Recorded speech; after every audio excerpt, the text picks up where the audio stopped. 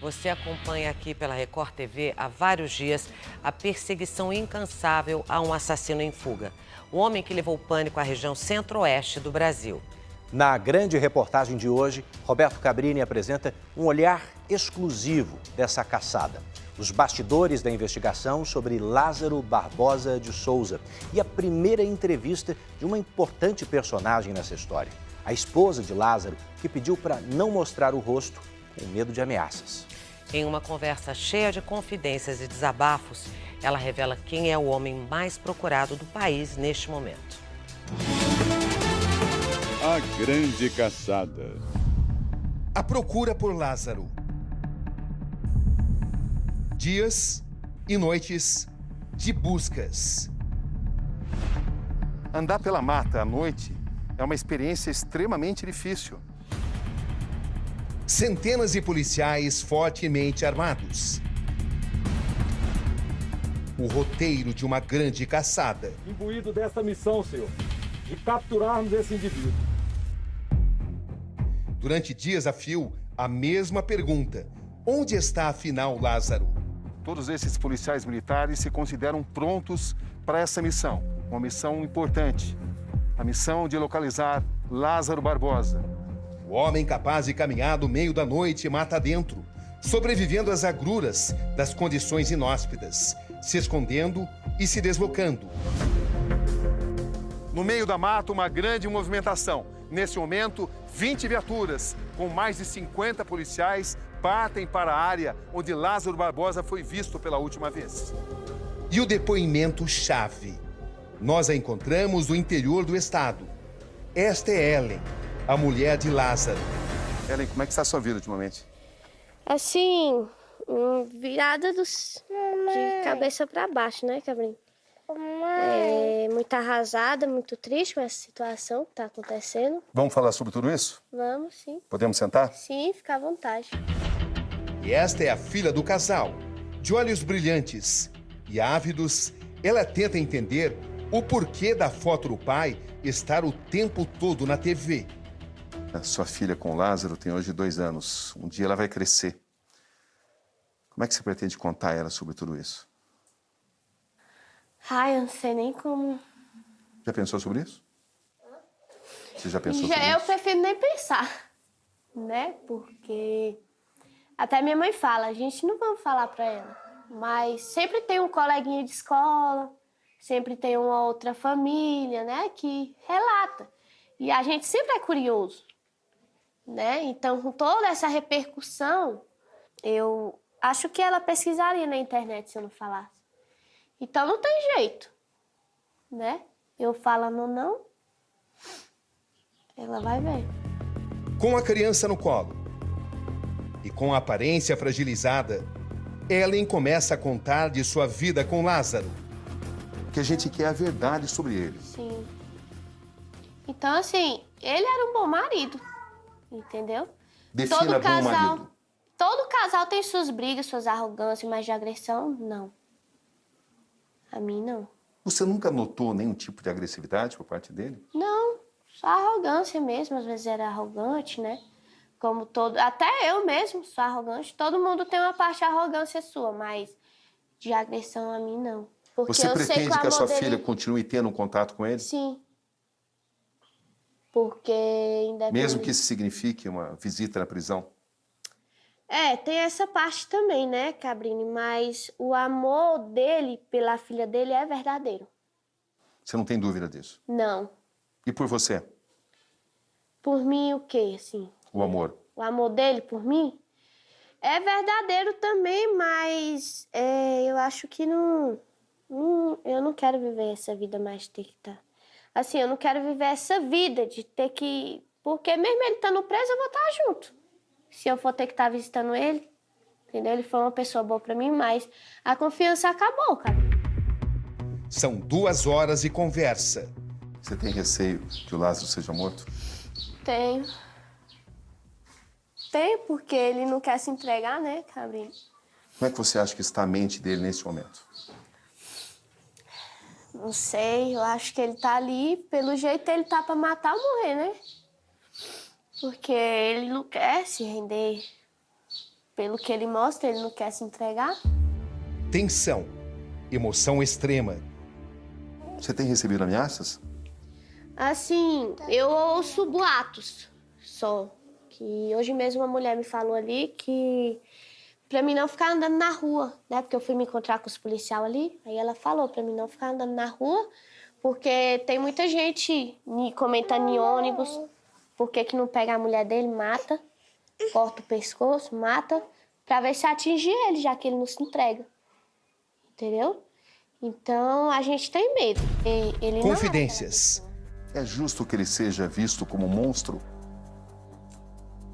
Pelo que ele fez, não como um monstro, mas como um assassino, né? Muito cruel. E assim... Fala assim, 10 mortes, você deve ter ouvido isso. Já ouvi. 10 mortes. 8, 10, né? De agressão. Desabafos. Você tem acompanhado as descrições que as pessoas têm feito a respeito dele?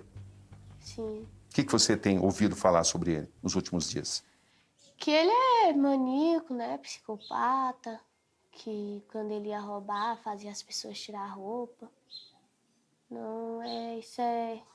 Eu acredito, mas não consigo aceitar o porquê, né? Você está se perguntando muito isso? Sim. E apelos. Você sabe que, independente do que aconteceu, todos nós chamamos, não apoiamos o que você fez. Jamais, mas...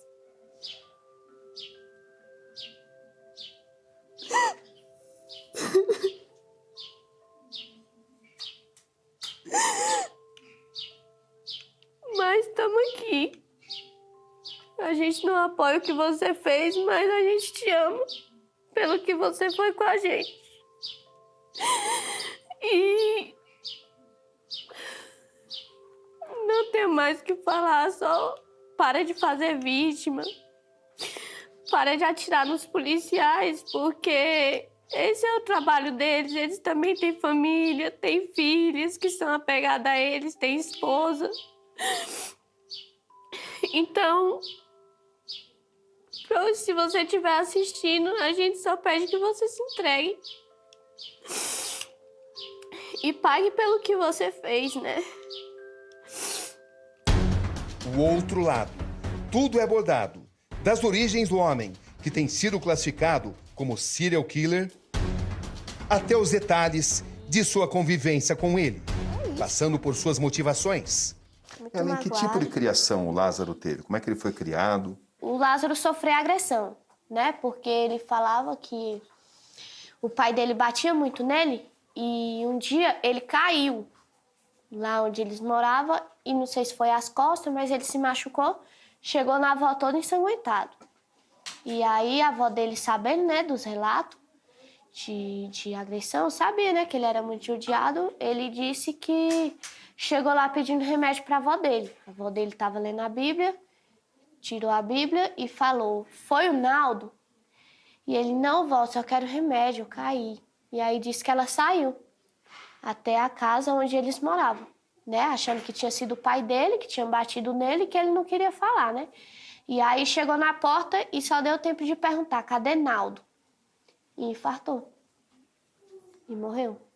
A pior lembrança que ele guarda da infância, esse episódio da avó dele. Sim, guarda. Ele tem... Que a avó dele infartou. Sim. O Lázaro se sentiu culpado? Sim. Porque a tia dele relata que ele se sentiu culpado porque chegou lá todo ensanguentado, né? Então deu um choque na avó dele. Isso não justifica o que ele fez, né? Mas ele foi uma pessoa muito judiada na infância. Eu acho assim que o pai dele não deveria dizer que tinha arrependimento de ter tido ele. Ou seja, ele tem traumas de infância? Tem. Principalmente em relação ao pai? Sim. Tanto que ele falava que quando fosse registrar a filha dele, ele não queria que ela tivesse o sobrenome do pai dele. Mas ele não mostrava raiva nem ódio, só falava. E em relação à mãe? Em relação à mãe, não falava nada. O problema sempre foi o pai. Sim. Antes de voltar à entrevista, é hora de mostrar o desafio da polícia. Seus esforços e suas baixas. Um jogo longo e desgastante. Batalhão sentido. Bom serviço a todos. Deus os ilumine. Fora de forma. Tem policiais que estão em pontos base de deslocamento dentro da mata, né? Tem policiais que vão fazer contenção. Isso vai durar a noite toda? A noite inteira. Até amanhecer, que a gente vem com outra estratégia, né? Aí os helicópteros começam a trabalhar, os cães, farejadores, e vai a rotina até encontrá-lo. O senhor está otimista? Sim. A tecnologia a serviço das forças conjuntas, que envolveram várias polícias. Esse recurso é capaz de registrar imagens por meio de radiação infravermelha, uma luz invisível ao olho nu. Estradas e vielas cercadas, bloqueios em rodovias, fazendas vasculhadas, blitz até em tratores. Como Lázaro consegue escapar de um cerco dessas proporções? Nos últimos dias, ele aterrorizou, levou pânico na região centro-oeste, o coração do país. Antes aqui era muito bom, né? Mas depois que esse tal desse Lázaro apareceu aí só virou só pânico. Lázaro fez reféns, sinais de que ele roubou carros para a fuga. Invadiu propriedade atrás de propriedade. Chegou a atear fogo em uma delas. Ele atirou fogo antes de chegar no meu quarto. O costume dele é isso aí, destruir, entendeu? O tempo todo ele estava com um revólver na cabeça da gente, da minha menina também, e falando que se a gente falasse, ele ia voltar, ia matar. Esse relato é uma das vítimas que ficaram reféns de Lázaro em sua saga criminosa. Não a identificaremos. A voz também está alterada. Ele entrou, aí saiu e falou que não era para denunciar ele. Resumindo, tipo, ameaçando, né, que se a gente falasse, ele voltava e matava, hein? Trocou tiros com a polícia. Baleou 4 pessoas, incluindo agentes. Desvendando Lázaro, 32 anos, suspeito de assassinar 4 pessoas de uma mesma família. Continuamos refazendo seus passos. E no caminho vamos encontrando quem o conheceu de perto.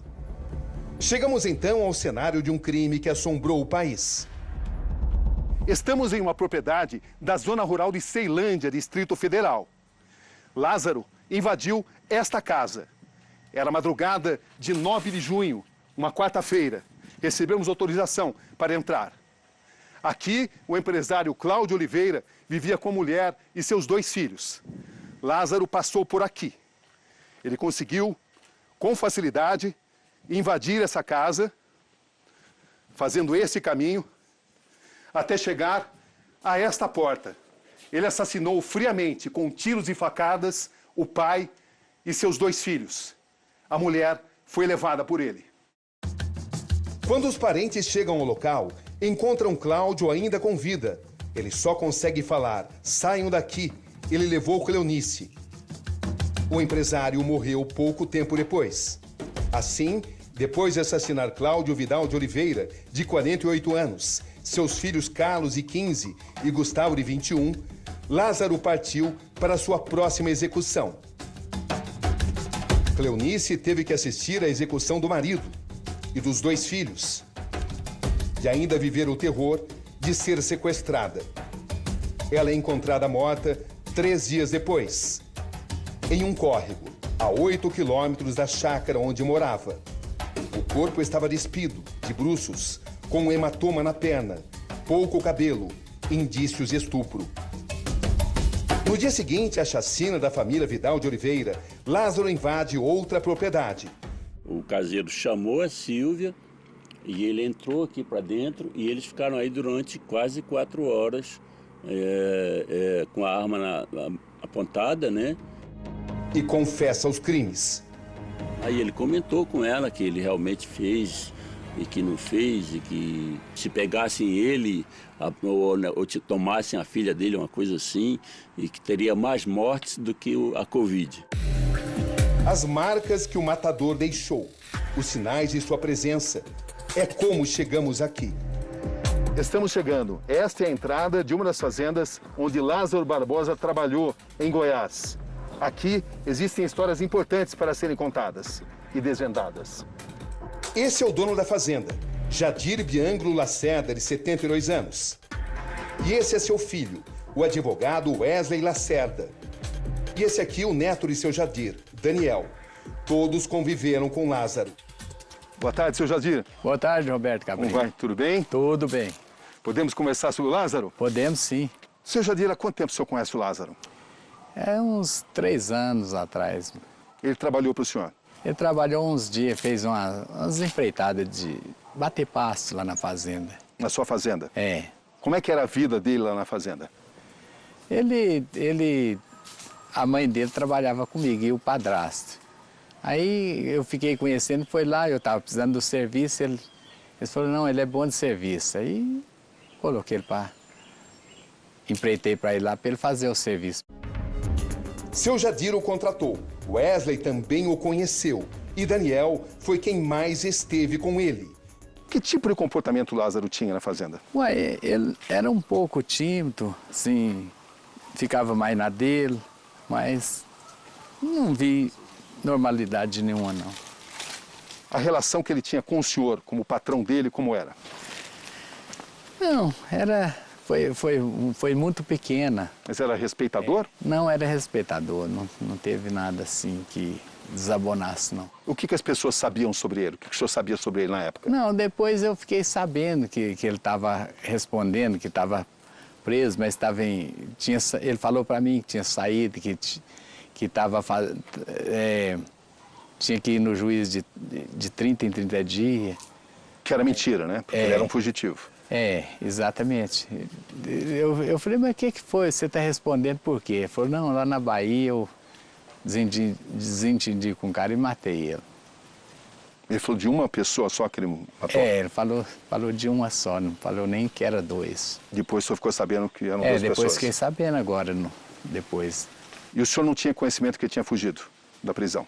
Não, tinha não. Passou pela sua cabeça que ele poderia se tornar uma pessoa tão perigosa como se tornou? Não, nunca passava, não. E hoje, o que o senhor pensa sobre tudo isso? Nossa, hoje eu morro de medo dele, que pra mim é um monstro. E não parecia esse monstro? Não parecia, não. Ele escondia bem isso? Escondia bem. O que mais chamava a sua atenção a respeito do comportamento do Lázaro? Ele era um homem muito calado e sempre tinha um olhar de baixo para cima. Ele nunca chegou como eu estou olhando para você aqui, olhos nos olhos. Sempre um olhar assim, mas nessa direção, assim. Ele trabalhou aqui? Isso, aqui ele guardava as ferramentas. Estamos agora no depósito de ferramentas da fazenda. Lázaro esteve aqui muitas vezes. Sim, ele vinha buscar os arreios para colocar arreio nos cavalos. Às vezes, como ele estava aqui, então ele acabava auxiliando o padrasto no trato com o gado, para buscar o gado. Esta é a casa do caseiro da fazenda, onde Lázaro Barbosa ficou durante várias semanas. Na verdade, a mãe dele e o padrasto viveram aqui durante mais de 3 anos. Vamos entrar. Esta pequena sala. Aqui a cozinha. E este é o quarto onde Lázaro dormia no período em que ele trabalhou aqui na fazenda. Daniel, você conheceu o Lázaro também? Conheci. Quantas vezes você esteve com ele? Umas 15 vezes, porque eu vinha muito pra fazenda, aí meus avós vinham também, eu vinha, a gente já jogou bola junto, já andou junto, foi pro córrego lá embaixo, todo mundo, ele ia, cara sempre de boa, tranquilo. O que ele contava sobre a vida dele? Nada. Sempre. Vocês perguntavam? Não. Que outras histórias você sabe dele? Tem as armas. Ele fabricava armas. Ele fabricava armas? Bate-bucha. Já ouviu falar em bate-bucha? Sei. Ele fabricava com... Ele pegava esse... É uma espingarda, né? Uma espingarda feita manual, com cano, com solda. Aí ele fabricava as armas. Bem artesanal. Artesanal mesmo. Ele fabricava. Vocês sabiam das habilidades dele como atirador?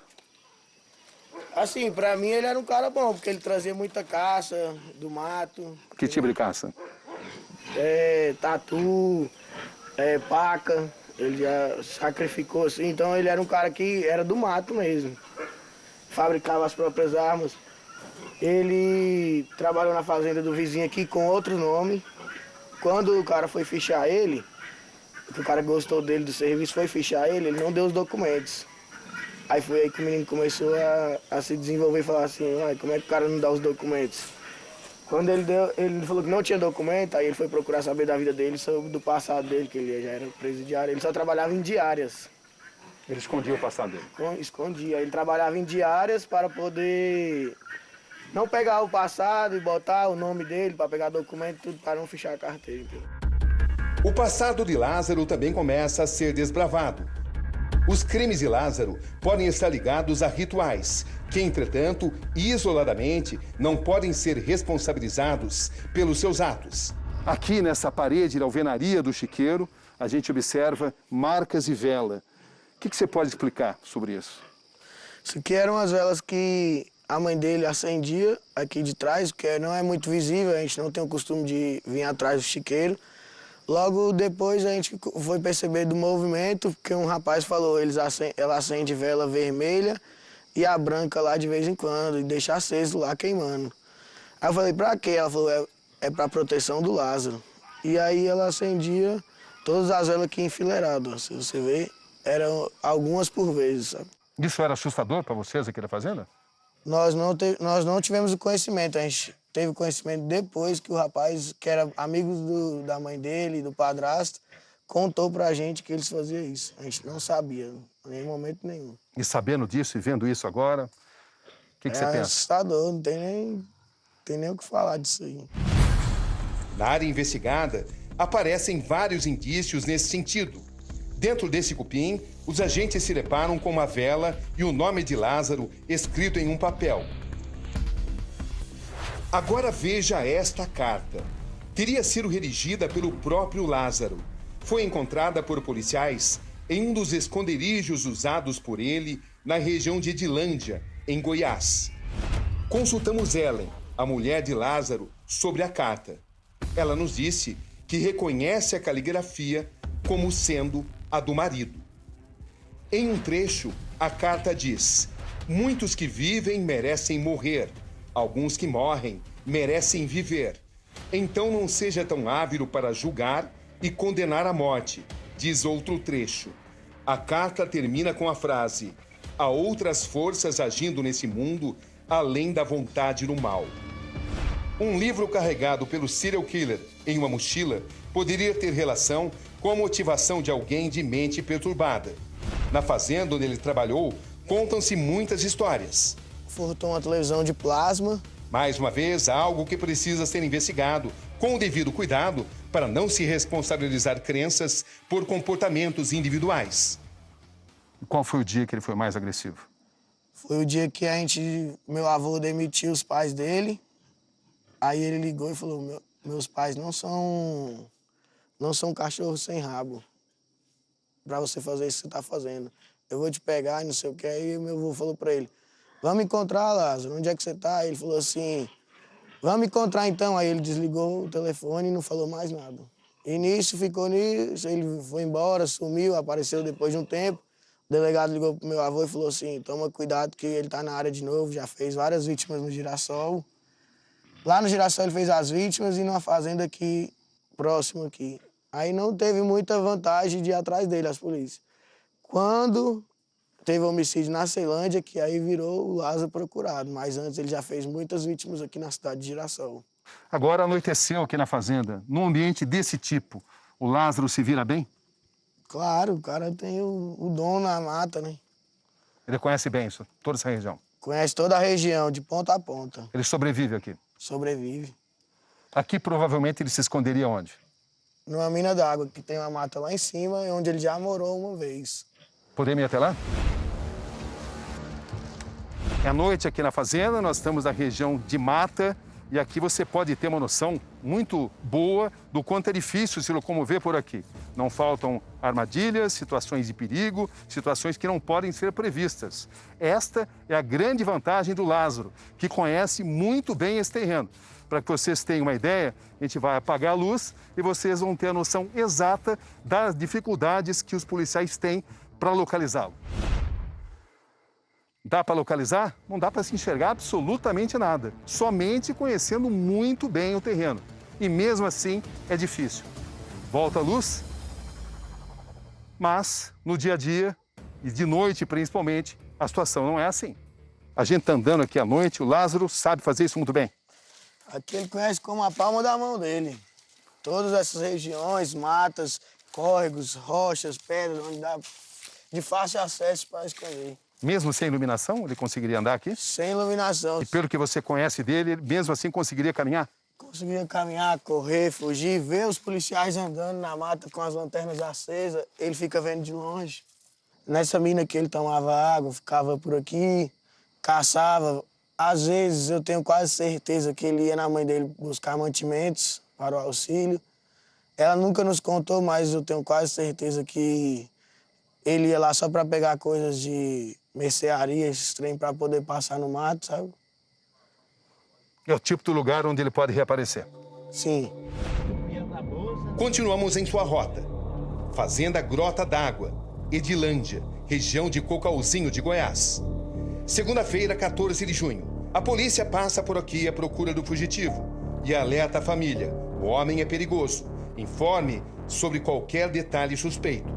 No dia seguinte, ao perceber que não há policiamento na fazenda, Lázaro invade o local e faz 3 reféns. Um casal e a filha.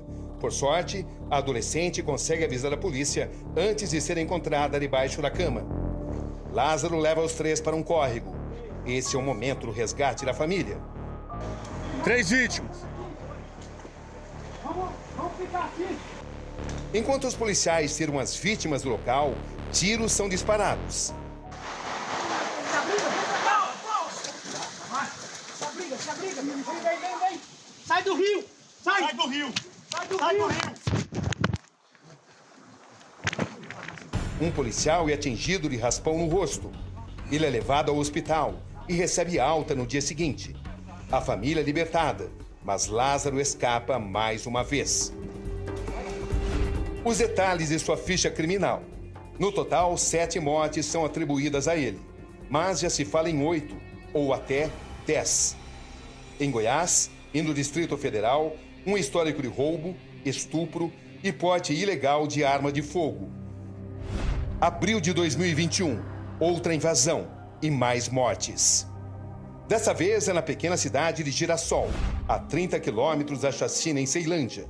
Lázaro Barbosa teria assassinado 2 pessoas, como conta o dono da fazenda. Ele chegou na fazenda por volta de entre 18 e 19 horas e matou o meu caseiro e matou o cunhado do meu caseiro.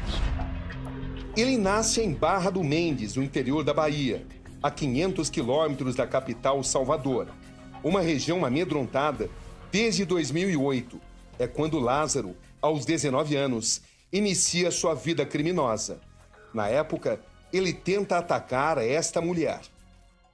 Na noite de domingo, no mês de novembro, alguma pessoa passou para o fundo da minha casa e tentou entrar pelo vitrô do banheiro, mas não conseguiu. Aí eu senti que algo estava acontecendo e comecei a gritar, pedir socorro. Quando ele viu que os vizinhos começaram a chegar para me ajudar naquele momento de angústia, foi um momento que esta pessoa fugiu. A dona de casa é salva pelos vizinhos. Mas, horas depois, os 2 homens são mortos. Seria uma vingança. Na época, Walter Lourenço, sargento da PM de Barra do Mendes, é o responsável por capturar Lázaro.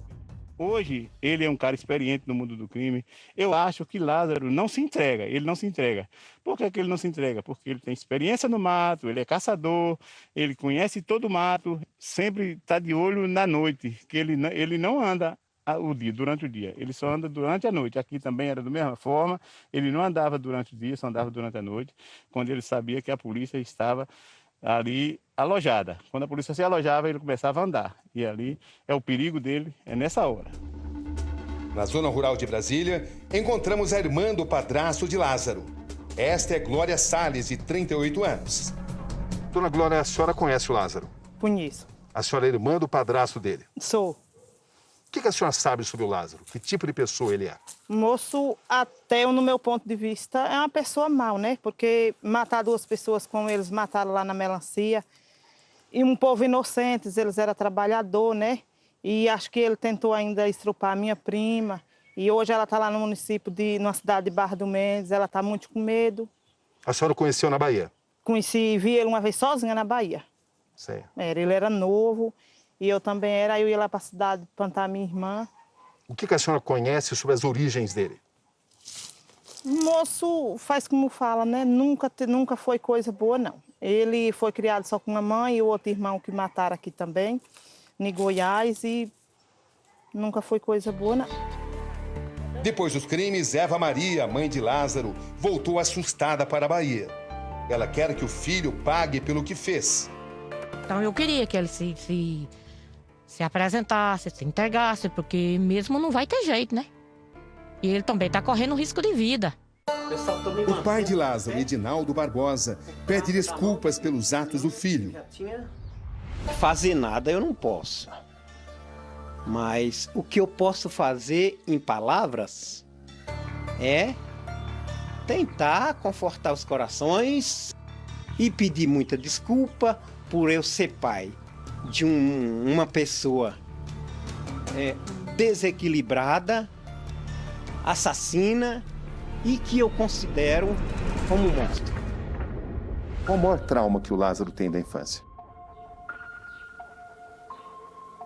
Não. De ter sido judiado muito pelo pai. De ter visto muita mãe dele apanhando. Tanto de marido quanto de padrasto. Entendeu?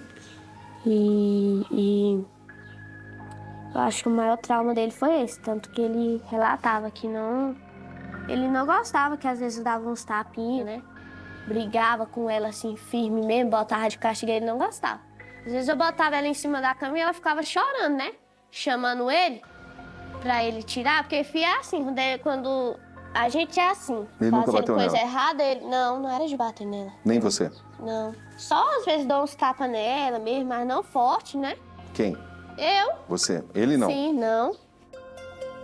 A mulher de Lázaro hoje tem medo de sair na rua. Ellen vive praticamente escondida. Por questões de segurança, não revelaremos onde ela está. Ela imagina dias melhores para ela e a filha, mas a tempestade promete ser longa. Ela procura proteger a pequena.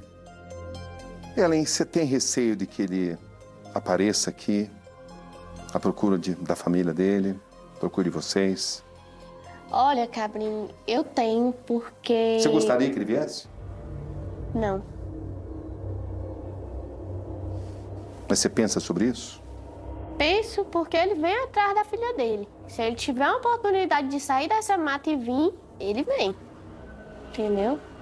Porque ele tá assim, virado, não sei como é que tá a cabeça dele, mas parece que ele lembra da filha, né? Como é que você sabe disso? Porque o policial me disse ontem que ele invadiu uma chácara e disse que ele ia fazer não sei o que, no relator também, com os reféns, e quando apareceu uma mulher com uma criancinha, ele liberou os reféns, alguma coisa assim. Disse que não ia fazer mais nada por causa da criança. Ellen, que futuro você imagina para você?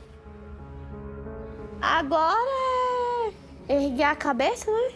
E para essa menininha aí? E pra que está essa no seu colo? aqui, o futuro que eu vejo pra ela, né, mãe, é estudar, a mamãe criar nos caminhos do Senhor.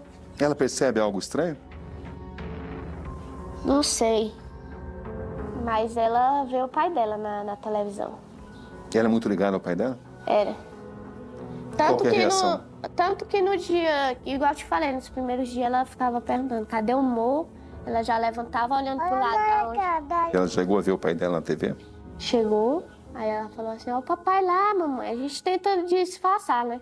Mas aí, acho que foi no sábado ou no domingo, a gente tava ali na casa da minha tia e tava todo mundo comentando, né? Aí eu acho que ela percebeu. Aí quando foi na cama, ela tava falando. Primeiro ela dormiu muito e disse que tinha falado com o Mo, né? Ela falou, mamãe, falei com o Mo. Aí depois ela tava lá na cama falando, Jesus, deixa papai fazer mal não, Jesus. Mas agora ela vai crescer praticamente sem pai. É, felizmente. Isso é o que mais me dói, Cabrinho. Na melhor das hipóteses, com o pai preso. É, porque eu fui criada sem pai. Minha mãe sempre foi uma guerreira, né? Nunca deixou faltar nada pra gente, mas eu sempre tive aquela curiosidade de conhecer meu pai. Sempre, às vezes, quando eu me sentia triste, eu queria ter um pai pra me desabafar, sabe? Diálogos tocantes. A conversa agora chega ao seu momento mais tenso. Como é que você descreve esse momento? Um momento de muita tristeza, né? Muita, que nós não esperávamos isso dele. Nem eu, nem a família, né? Não esperava. O que você sabia sobre o passado dele? Só que ele tinha matado uma pessoa na Bahia. Tanto Isso ele contava? Não, a família, né? O que ele contava sobre isso? Porque depois que ele matou a primeira vez na vida dele, a vida dele nunca mais foi a mesma, né? Ele Vocês falavam sobre isso? Ele falou uma vez só pra mim, né? O que ele te contou exatamente? Não falou sobre homicídio, só falou que se arrependia. E você chegou a ficar com receio de estar junto com uma pessoa que tinha cometido um crime? Não, porque assim, eu achava que ele já tinha pago pelo que ele fez e ele era uma pessoa muito gente boa. E por que vocês se separaram? Ele disse que ia embora. Por quê? Ele ia embora pelo que eu te falei, que estavam espalhando foto dele. Mas Se ele não tivesse sendo não. procurado pela polícia, vocês estariam juntos ainda? Sim, estaria sim. Então, não houve um desentendimento entre vocês? Não houve. E quanto tempo faz que vocês não vivem juntos? Que a gente não se vê, essas coisas, desde quando ele saiu. Na terça-feira e no outro dia... Terça-feira? Na terça-feira e na quarta, de terça para quarta, aconteceu essa tragédia. E ele Sei. não deu mais notícia. É justo dizer que você é a mulher dele? Não sei. Sei. Não mais? Não sei. Aí começou a chegar a mensagem, ele falou, não, isso aí é mentira. Né? Não acredita não, porque isso aí é a polícia que tá atrás de mim, então eles querem me incriminar mais para poder, né? E você acreditou nele? Acreditei. Não tinha desconfiado, né? Porque ele não... Eu tinha vindo dia 24 pra cá. Então eu retornei pra lá no dia 28, entendeu? A gente sempre tem essa besteira de acreditar, confiar, né? E aí, quando foi na semana passada, começaram a chegar a foto, né, de novo, dizendo. E aí ele pegou e disse que ia embora. Que ele estava com medo dos vizinhos reconhecer ele, né? E chamar a polícia pra ele. Aí chorou bastante, chorou muito, muito, muito. E me abraçou. E aí ele foi embora. Isso faz quanto tempo? Foi na terça-feira, antes da tragédia acontecer. E quando ele chorava, ele dizia o quê? Ele falou assim, olha, se você não me quiser mais, eu vou te entender. Mas não arruma padrasto para criar a minha filha. É o que eu te peço, porque eu bem sei a desgraça que é conviver com padrasto. Ainda falou, e se eu estiver longe e souber que você arrumou padrasto para ela, eu venho e te tomo ela. Hoje você deve estar refletindo muito, né? Sobre os atos que ele cometeu, sobre tudo que você viveu com ele e tentando encontrar respostas. Sim. Você tem pensado sobre isso? Tenho bastante. E, tipo, uma decepção muito grande, Cabrinho. Eu não sei o que aconteceu, não sei. Quando ele sofreu um acidente no pé, depois a gente foi pra igreja e Deus falou pra ele, sabe? Que tinha um plano na vida dele e que queria usar muito ele, né? Na presença do Senhor. E que pra isso, ia ser pra Deus mudar ele, pra ele mudar, ia ser necessário Deus tocar na estrutura dele. Mas eu não sei qual é essa estrutura, né? E Deus falou que quando todos não tivessem dando nada por ele mais, ele ia mostrar que Deus era Deus na vida dele. Você o considera uma pessoa religiosa? Assim, eu considero que ele tem uma fé muito grande. Em que ele acredita exatamente? Deus, Jesus. A ele têm sido atribuídos cultos satânicos. Isso. Isso é verdadeiro? Não acredito. O que você sabe sobre isso? Não, nada. Não tem, cabrinho. Não tem. Igual eu relatei que quando ele estava com falta de emprego, né? Quando acontecia alguma coisa que entristecia o nosso coração, sabe? Sempre íamos orar, ele sempre teve fé em Deus. Fala-se de um livro que ele estaria levando na mochila. Você já ouviu falar disso, Eu acho né? que esse livro ele encontrou pela estrada, porque lá em casa não tinha livro. O único livro que tinha era a Bíblia, né? Não era de ter livro... Não era de ter livro satânico. E como é que você recebeu esses assassinatos atribuídos a ele? Fiquei em choque. Minha cabeça adormeceu, minhas mãos quis encolher, meu corpo todo adormeceu. Por que o Lázaro mata? Não só ele pode explicar. Qual é a sua resposta para isso? Ou qual a sua desconfiança, a sua suspeita? Não sei, muita tentação do inimigo, né? Porque o inimigo veio para matar, roubar e destruir, né? Então eu acho que é isso. Mas também, ao mesmo tempo, fica cômodo, né? Atribuir a forças malignas os atos que são dele. Uhum. Não é? Você não pensa assim? E ele dizia que estava preparado para a nova vida, ia fazer curso. Antes, quando ele era pequeno, ele dizia que o sonho dele era ser policial. Para você, nós, ele é não responsável por tudo isso, mas ele tem que assumir a responsabilidade dele? Sim. Porque como explicar para as vítimas que a responsabilidade não é dele, mas sim de possíveis entidades que teriam tomado a mente dele, né? Afinal de contas, quem cometeu os atos... Foi ele? Não, eu não teria como explicar para eles, né? Você acha que existe perdão para o Lázaro? Sim. Não tem aquele pecado que Deus não perdoa, né? Bento está Só passando... que assim, a família dos pessoal das vítimas, né? Não sei, aí é Deus e eles. Porque eu imagino a dor, entendeu? Se fosse comigo também, uma família minha, nossa, Deus me livre. Estaria revoltada, entendeu? Como eu tô chocada com o que aconteceu. Entendeu? Eu não tô aqui querendo fazer ele de vítima, jamais. Entendeu? Porque ele fez vítima. Então não tô aqui pra fazer ele de vítima. E também, né, não estamos aqui passando a mão na cabeça dele. Eu tô relatando uma pessoa que ele foi pra mim e pra minha filha. Para essas pessoas que não nos julguem, porque a família não tem nada a ver, não é responsável pelos atos dele. Ele sustentava a família? Sim. Nunca deixou faltar nada? Não. Era uma pessoa presente? Era. O marido? Sim. Pai? Sim. Tanto que às vezes quando ele estava sem emprego, a mãe dele sempre foi de ajudar. Ele pagava o aluguel dele, né? Já para quando ele trabalhasse, tivesse pelo menos dinheiro para comprar as coisas, né? Para dentro de casa, comida. E ele, quando não tinha emprego, ele saía era cedo para ir catar latinha na rua. Você estaria disposta a perdoá-lo e continuar vivendo com ele? Se ele for preso e ficar na prisão? Cumprir pena? Eu acho que não. Não, porque eu não quero mais passar o que eu passei com a polícia. Você foi agredida? Foi. Por quê? Tinha um policial, porque eles queriam que eu desse conta dele, sendo que eu não sabia onde ele estava. Aí o policial pegou, deu 3 ou 4 tapas no meu rosto. E aí quando ele foi pra... Eu sou uma pessoa que eu tenho muita fé em Deus, Cabrinho. Entendeu? Eu acredito muito em Deus. E ele quebrou o rodo da minha tia e ia pra me bater com o cabo.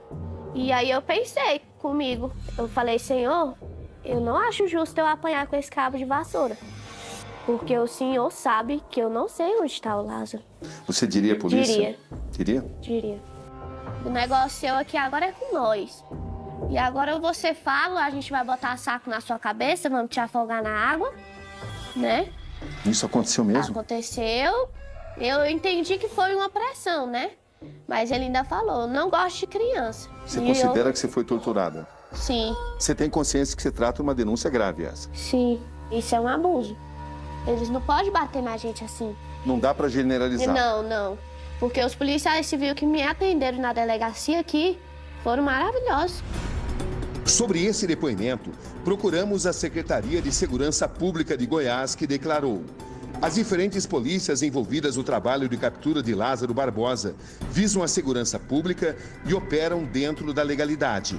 Qualquer notícia contrária será recebida e encaminhada para as respectivas corregedorias. Você acha que o Lázaro está tendo prazer em tudo isso, em ver todo mundo atrás dele, o noticiário totalmente falando sobre ele? Não, eu acho que ele tá tentando escapar.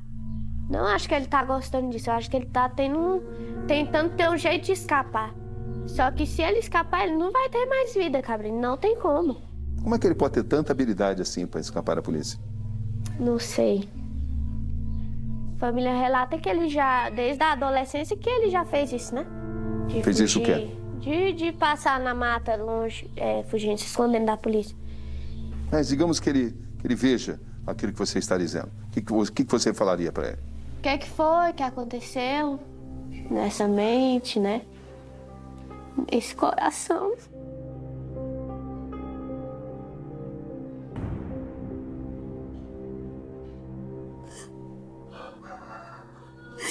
Que era um marido tão bom e um pai também. O que aconteceu nessa mente, nesse coração? Que revolta foi que te levou a fazer isso?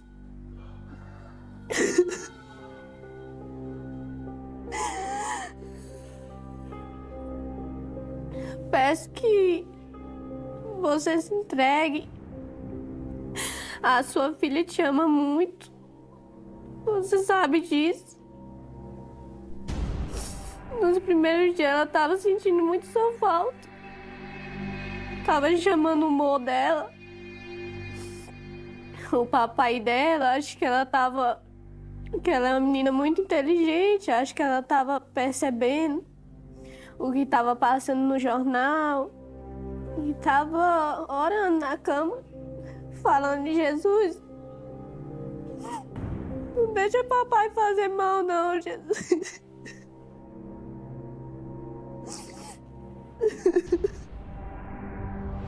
Para terminar essa entrevista, Ellen, o que você gostaria que as pessoas soubessem?